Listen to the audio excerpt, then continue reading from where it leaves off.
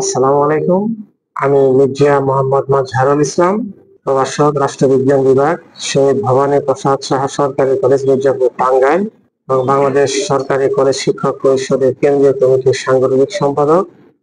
যা হোক, একজন সাধারণ একজন শিক্ষক হিসেবে, একজন শিক্ষক সংগঠনের একজন কর্মী হিসেবে ইতিমধ্যে আমাদের যে সমস্ত সম্মানিত শিক্ষকবৃন্দ যে বক্তব্যগুলো এখানে উপস্থাপন করেছেন, অনেক যৌক্তিক বিষয় এখানে উপস্থাপন করেছেন। আমাদের যে সমস্যাগুলো আছে, বিশেষ করে 2018 আত্মীকরণ বিধিমালার ভিত্তিতে আমরা যে নিয়োগপ্রাপ্ত যে শিক্ষক আছি এবং পরবর্তীতে 2024 যে সংশোধিত বিধিমালা আছে, এখানে অনেক আমরা দেখতে পাচ্ছি যে অসঙ্গতি আছে।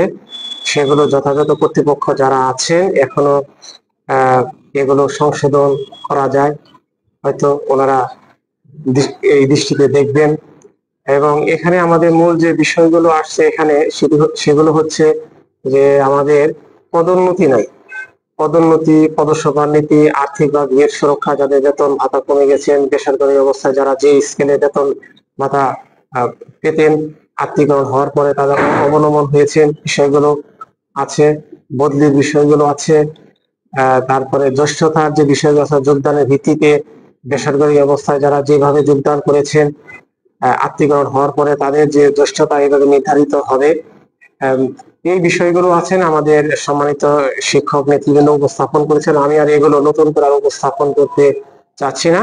তো যা হোক, আজকে দৈনিক শিক্ষা.com এবং দৈনিক আমাদের বার্তা আমাদেরকে যে সুযোগ প্রদান করেছেন, এখানে যারা মালিক, সাংবাদিক, কর্তৃপক্ষ এবং যারা এগুলো প্রকাশ করেন, তাদেরকে সবার প্রতি আন্তরিক কৃতজ্ঞতা প্রকাশ করে আমার এই সংক্ষিপ্ত বক্তব্য এখানে শেষ হচ্ছে। সবাইকে ধন্যবাদ।